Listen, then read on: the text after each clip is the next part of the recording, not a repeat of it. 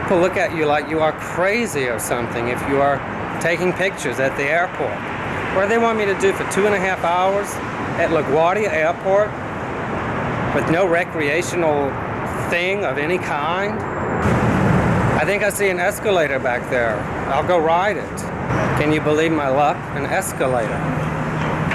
I can't wait. Oh no, it's a one-way escalator, look. One way up. Let's go down and see what's down here. Looks like pretty good light down here. It's the lower level. Look.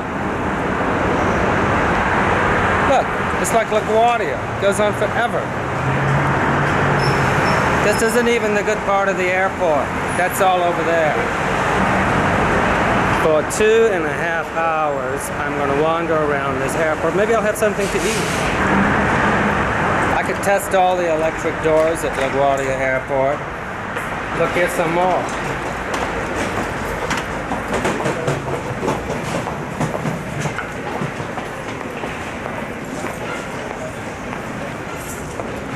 I've been in this part of the airport 4 times in the last hour. Here's an escalator. An up escalator. Huh?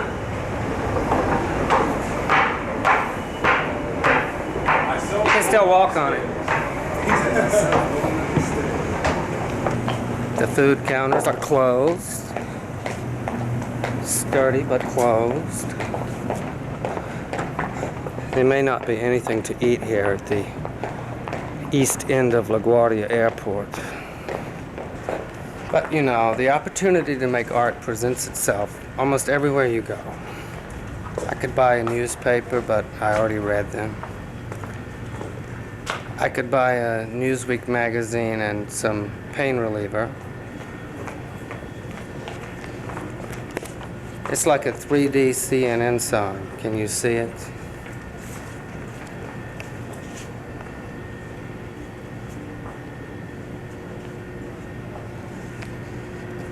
That's pretty fabulous, isn't it?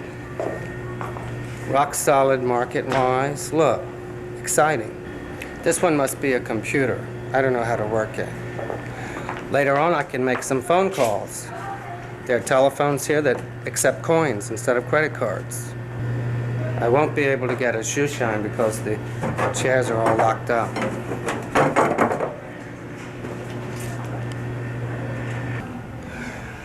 I could study and then attempt to follow the new good health rules that are being advertised today in the airports and train stations of America. If I were to take a lot of airplanes, I could rent cars at the other end of my destination, and I could earn 100,000 bonus miles with each Hertz rental. There are all kinds of good ideas for how to use your video camera here. You can take it to the golf course, improve your stroke. This ad is obviously an exaggeration because I have to wait 2.5 hours, not 15 seconds. Here's another Hitachi ad, but it would be like reading War and Peace. How does the chairman of Marriott check in at home? He uses his credit card and they let him in. Here's a fax machine that talks. It says, I'm a real fax with relay broadcasting. I'm a real answering machine that records messages on a microchip. I'm a real phone with 50 speed dial numbers. I'm a real copier too. What do you know? It's got all the answers. What an incredible array of cocktail lounges. Please, Delta Airlines is paging Mammal, Barry. That's not me. Please contact the nearest Delta agent for a message. They can't have my attention, not unless they're going to page me. Well, looks like the restaurant is closed. I won't be able to get anything to eat. I could watch this revolving advertisement for a while. This looks pretty interesting, huh?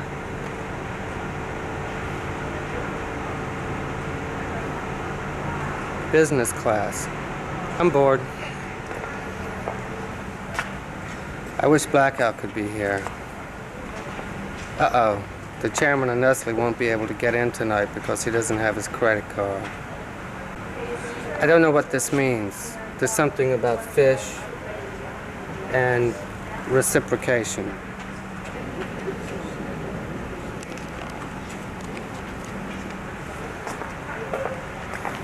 It doesn't make sense. Look, strictly business with more credit cards that revolve. They go around and around and around. Here are some fellow travelers that have been waylaid like myself. You're doomed to wander around this airport forever. I've been here 4 times already.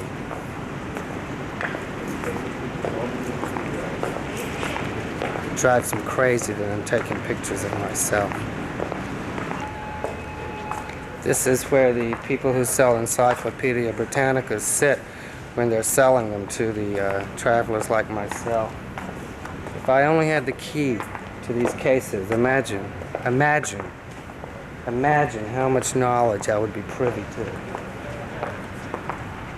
Gibbon, The Decline and Fall. That's not too new today. The Annals of America. Encyclopedia Britannica.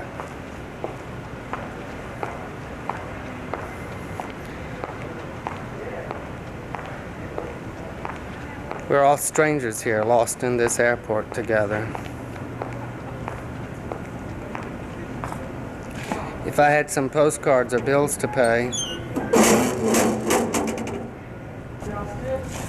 here are the products of the Big Apple. Tons and tons of them. Who buys them? Where would you put all these ceramic taxi cabs? They're selling video cassettes of Babe Ruth, Patrick Ewing. Isn't he on Falcon Crest? If I had one of those credit cards, I could get some cash out of here. See?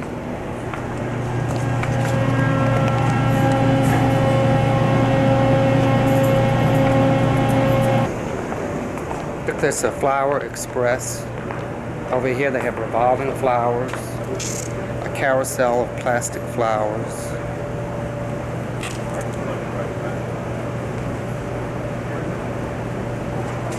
Roses on the middle level are $10. Top level, $5. And the bottom level is just too prohibitive to even mention. There's still virtually no one on this level. I'm going to head outside again to see what's going on out here. Because, you know, I'm having a hard time entertaining myself at LaGuardia Airport. There's not a whole lot to do out here. There's no, like, movies you can see, in-flight or on-flight films. I think I've been here before to this part of the airport, but I can't remember. If I'd only had a video, I could remember that. Oh, here are the planes? They're taking off. But not for me.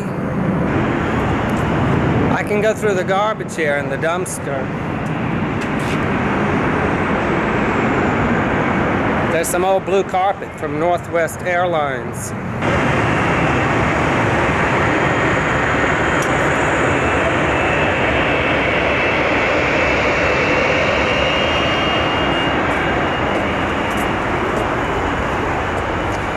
I think I'll go back inside now and maybe try to find something to eat. Give my camera a rest, change the battery, get ready for that long flight down to Atlanta. I'll be there at 10 to 1 if all goes well. They have to steal a part from another airplane. They have to steal a part from another airplane to replace the part that's missing on my plane. I don't mind waiting, because I don't have a choice. Some lucky travelers have arrived. Excuse me. Got them rested and well fed, anxious to see their loved ones. Oh God, I miss blackout. I'm gonna go look for some food, although I've already looked and I didn't find any. Plenty of beer, plenty of legal drugs, but nothing to eat at this goddamn airport. Look. Empty knowledge. Someone's parked their Chrysler here in the middle of the airport.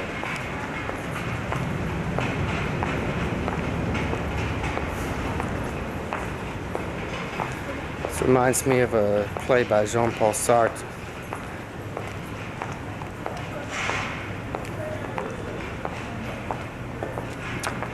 Didn't I hear they'd redesign the Coors can?